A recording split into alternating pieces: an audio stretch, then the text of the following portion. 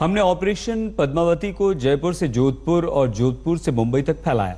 हम करणी सेना का पूरा सच जानना चाहते थे। हम समझना चाहते थे कि मामला वाकई भंसाली की फिल्म में पद्मावती के चित्रण से जुड़ा हुआ है या फिर ये सीधे सीधे गुंडागर्दी की जोर पर उगाही का मामला है। हम ये जानकर हैरान थे कि करणी सेना का अध्यक्ष ही बिकने को तैयार हो गया था। उसे न तो पद्मावती से कोई लेना देना था, न राजपूतों के अपमान से। उसे तो सिर्फ पैसा चाहिए था।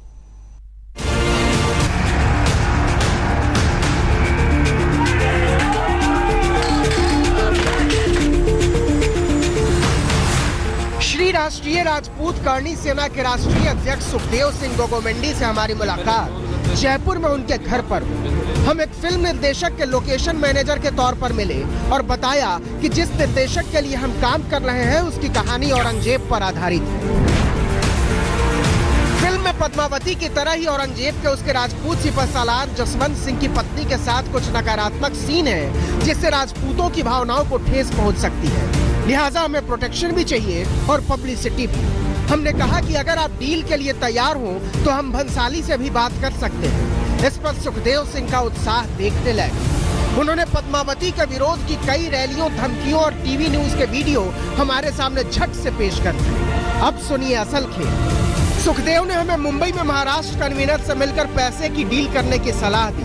हम आपको बता दें कि राजपूत करणी सेना में 2 फाड़ हो चुका है और सुखदेव सिंह बड़े धड़े के नेता हैं। पहले क्या हुआ कि ये कालवी साहब है ना, ये पहले विरोध करते थे, विरोध करके बाद में इनसे पैसे ले लेते थे जी। यहाँ तक ही सीमित था विरोध जी, ओरिजिनल विरोध नहीं था जी। इसमें ही कालवी साहब ने समझौता लेटर दे दिया था इसको। थोड़ी देर की बातचीत के बाद सुखदेव हमसे खुलने लगा। उसने वादा किया कि एक बार रकम की डील हो जाने के बाद पद्मावती पर जो बनाना चाहो बनाओ, जो दिखाना हो दिखाओ, कोई कुछ नहीं बोलेगा।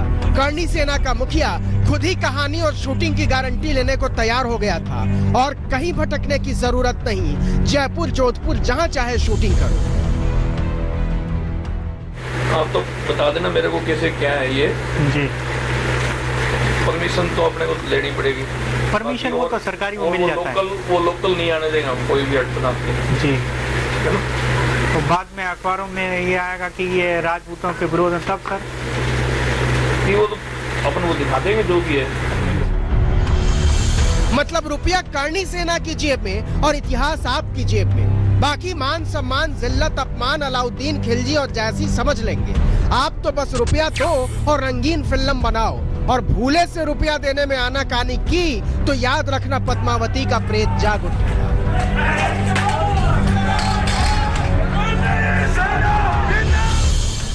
भंसाली के लिए मैंने लिखित में ले लिया गवर्नमेंट जी।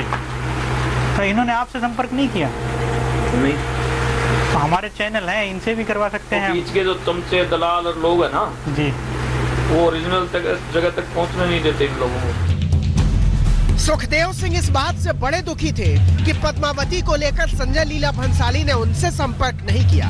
बेचारे को बेकार में धक्के खाने पड़े और शूटिंग रोकनी पड़ी 1.25 लाख। वरना वो तो बैठे ही हैं समाज सेवा के लिए। मुंह में नोट ठूस दीजिए और फिर प्रोटेक्शन से लेकर पब्लिसिटी तक हम पर छोड़ दीजिए।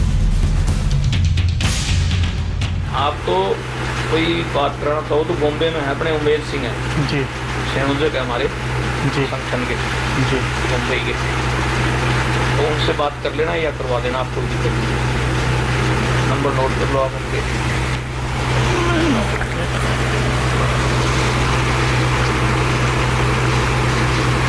तो उनसे खुल के बात हो जाएगी सारी। हाँ। सुखदेव सिंह का सेवा भाव देखकर हम सोच में पड़ गए थे। इतना सेवक आदमी यहाँ जयपुर में क्या कर रहा है? इसको तो मैक्से से मिलना चाहिए। बताइए, बेकारी में भंसाली जैसे लोग वादा करते हैं कि स्क्रिप्ट बदल देंगे, अपमान नहीं करेंगे, ध्यान रखेंगे वगैरह वगैरह। यहाँ तो सुखदेव सिंह एंड कंपनी कागज के टुकड़ों पर किसी भी तरह की कहानी पर कथक करने को राजी है। इससे क्या और इससे भी बात करें सर? कुछ हो सकता है भंसाली वाला भी? हाँ, उन्हीं से कर लेना आप। ठीक है सर। उमेश सिंह जी से। फिर बाद में आपके पास आना पड़ेगा या उन्हीं? वो वहाँ से वो कर लेंगे मेरे से बात, जो भी मतलब हाँ। जो लेन देन वाला है वो जो बात वो करेंगे ना जी, करना है या नहीं करना या कैसे क्या है वो समझ लेंगे वो। सारा खेल साफ था। सिनेमा के स्क्रिप्ट में राजस्थान के राजपूताने की आन बान शान खोजने वाले दरअसल सिर्फ दलाल की तरह नजर आ रहे थे। दमड़ी के दलाल पद्मावती और अलाउद्दीन खिलजी के बहाने चंद गुंडों के दम पर ये लोग चांदी काटते हैं और दिखाते ऐसे हैं जैसे इतिहास कलम से नहीं इनकी तलवार की नोक से लिखा गया। इन दलालों के लिए पद्मावती दलाली के खिलौने से ज्यादा कुछ नहीं। अलाउद्दीन खिलजी तो इनके लिए वरदान है, वो ना हो तो इनकी दलाली की दुकानों को पूछेगा कौन। के आशीष, स्पेशल इन्वेस्टिगेशन टीम, जयपुर, आज तक। सिंह शेखावत ने रुपए की डील के लिए हमें यहीं बुलाया था। करणी सेना के अध्यक्ष सुखदेव सिंह से हम मिल चुके थे और उसने पहले ही हमारी बात भी करा दी थी, तो उसका यकीन जम चुका था। नतीजा उमेद सिंह को खुलने में ज्यादा वक्त नहीं लगा। हमने भंसाली का नाम लिया। नाम लेते ही रुपए के लिए उमेद सिंह की जीभ लपलपाने लगी थी। उसने हमें धमकाते हुए कहा कि अगर भंसाली ने हमारे साथ डील नहीं की तो फिल्म के साथ साथ भंसाली खुद भी अंजाम भुगतेगी। वो आदमी 50 चाहिए आपको, कितने, 1 महीने की चाहिए? 1 महीने के लिए। तो उनको कोई ना पड़ेगा, इसको 1.5 करा दो बोले।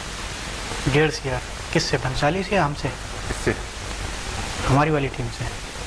50 आदमी आपको हर टाइम रहेंगे। अच्छा, तो 1.5 करोड़ रुपए में इतिहास आपकी जेब में, पद्मावती आपकी जेब में, अलाउद्दीन खिलजी आपकी जेब में, औरंगजेब आपकी जेब में, सेनापति जसवंत सिंह आपकी जेब में और करणी सेना आपकी जेब में। आप इतिहास की चटनी बनाइए, अचार बनाइए, मुरब्बा बनाइए, आपकी मर्जी। राजपूताना शान इतना सस्ता कभी नहीं रहा। 1.5 करोड़ रुपए मात्र। मतलब सरकार का कोई काम ही नहीं है। ऐसा शानदार बिजनेस आइडिया पता नहीं बिल गेट्स, वॉरेन बफेट या जॉन नेफ के दिमाग में क्यों नहीं आया। कितना आसान है। जिन गुंडों को करणी सेना ने हमला करने के लिए किराए पर उठाया था, उन्हीं को हिफाजत में लगा दो। अब जब गुंडे ही रखवाले हो गए तो हमला कौन करेगा? प्रोडक्शन आपको दे देंगे, कोई दिक्कत नहीं। जी 2 CR बात कर लें, थोड़ा कम हो जाए तो ज्यादा बढ़िया है। देख लो, चल रहा है वो टॉपिक है तो बात पूरा हो जाए। करणी सेना जो है ये 2 पार्ट हैं क्या? फिर वो सर दूसरे लोग दिक्कत करेंगे, उसकी गारंटी कैसे होगी? तो आपको प्रोडक्शन मिल जाएगी 10 आदमी 100 आदमी के लिए। जी। इसके बाद तो उमेद सिंह की बेकरारी देखने लायक थी। वो संजय लीला भंसाली से मिलने के लिए तड़प उठा था। उसे किसी भी तरह से डील फाइनल चाहिए थी, पद्मावती का कल्याण जो करना था। इस बुलेटिन में फिलहाल इतना ही। देखते रहिए आज तक।